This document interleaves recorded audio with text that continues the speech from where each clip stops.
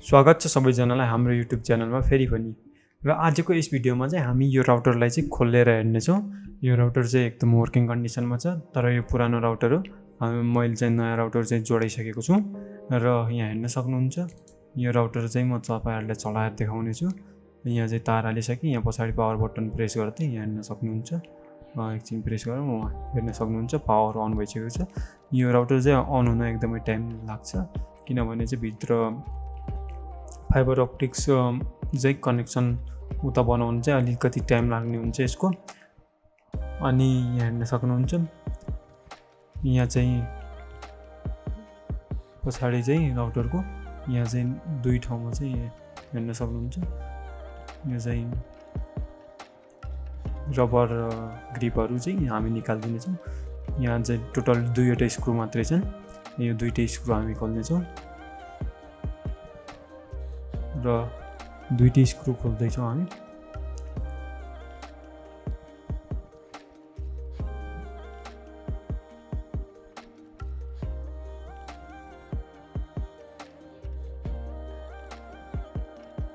अनि दुईटै स्क्रु खोलिसकेपछि हामी चाहिँ अलिकति चाहिँ यहाँ भित्र साइड चाहिँ यहाँनिर हालेर यहाँ भित्र पेचकस चाहिँ अलि भित्रनिर देखियो अलि बाहिर धकाल्नेछौँ र हेर्न सक्नुहुन्छ एकदम पर्फेक्ट खुल्यो। यो चाहिँ स्क्रु चाहिँ खुलेको छ। एकछिन अलिकति धक्का अलिकति तान्नुपर्छ र हेर्न सक्नुहुन्छ यो चाहिँ एकदम पर्फेक्टली निस्कियो।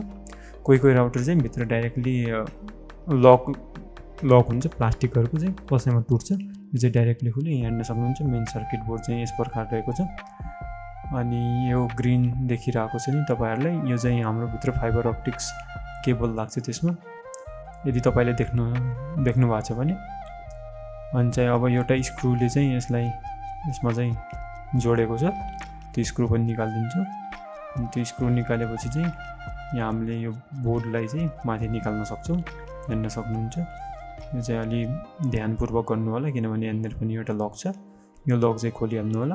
अनि यो लक खोलेपछि यहाँ हेर्न सक्नुहुन्छ यो चाहिँ हाम्रो टुटेर बाहिर निस्क्यो एन्टिनाको तार।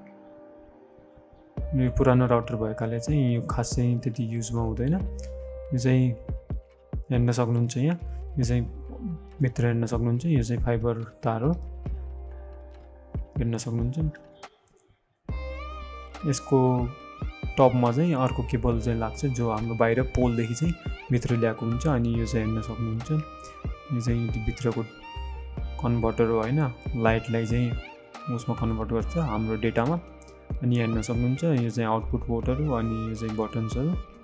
अनि हेर्न सक्नुहुन्छ पावर अन बटन।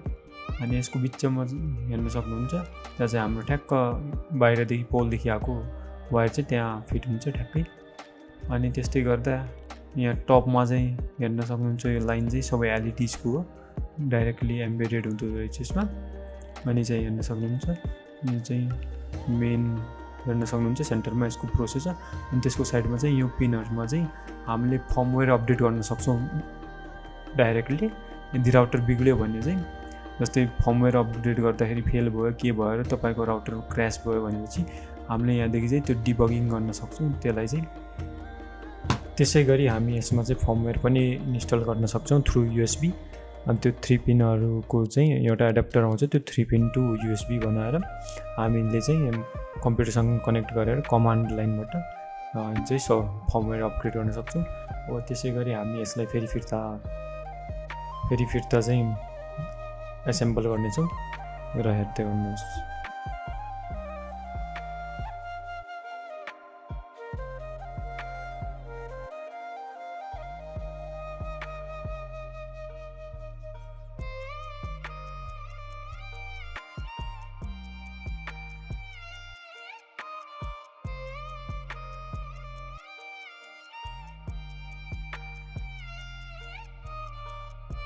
यदि तपाईँहरूलाई यस्तै भिडियो हेर्न मन लाग्छ भने हाम्रो युट्युब च्यानललाई सब्स्क्राइब गर्न नबिर्सिनु होला। यस्तै कन्टेन्ट चाहिँ म फेरि पनि लिएर आउनेछु। धन्यवाद।